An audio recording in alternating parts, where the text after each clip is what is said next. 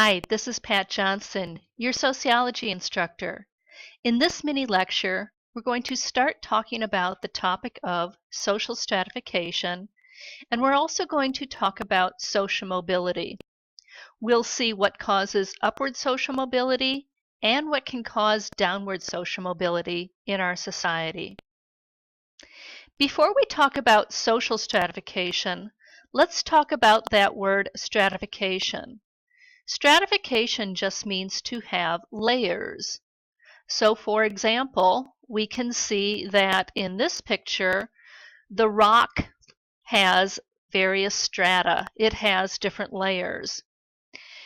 We can also see that a banana split has different layers, and so it is also stratified. But of course, this is sociology, so we're going to talk about social stratification. Social stratification is the layering of society. Different groups in a society are arranged in a hierarchy. And yes, every single society has some type of social stratification. So if you look at this pyramid, you can see that it has 5 layers with a small amount being on top and a much larger layer being at the bottom. It's in a pyramid or a hierarchy. Society is often stratified that same way. It may have more or fewer strata, but all societies have different layers. The 3 types of social stratification that we're going to talk about in this module are slavery, the caste, and yes, I know it looks like it's supposed to be pronounced caste, but it is called caste, and then the class type of social stratification.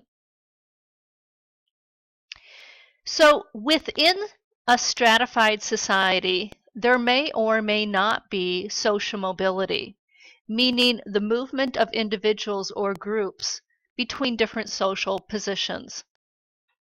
Here's a picture of myself and my father. I'm 56 years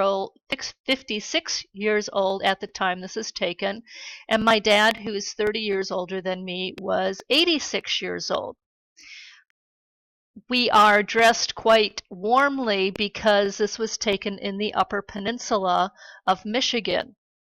The reason I include this picture here is that my father was born in 1931 during the Great Depression to parents who were immigrants, one legal, one illegal, and they lived in a very, very poor section of Detroit, Michigan during this economic depression in our country's history. What I'm trying to say is that my dad grew up very, very poor.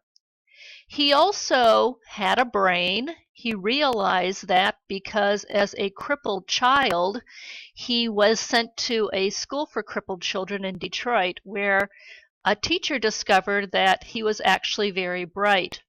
And so my dad learned that upward social mobility was only going to be achieved by education.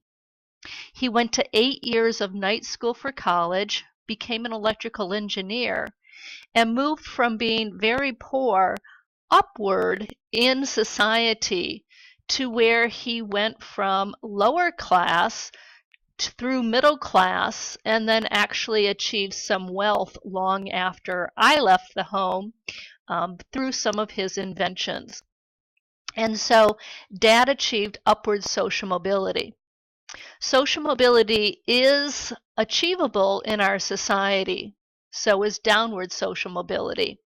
When we talk about the caste system and the slavery system of social stratification, we'll see that mobility is much harder than it is in the class system of social stratification. So what does this mean for you? What can help you achieve upward social mobility?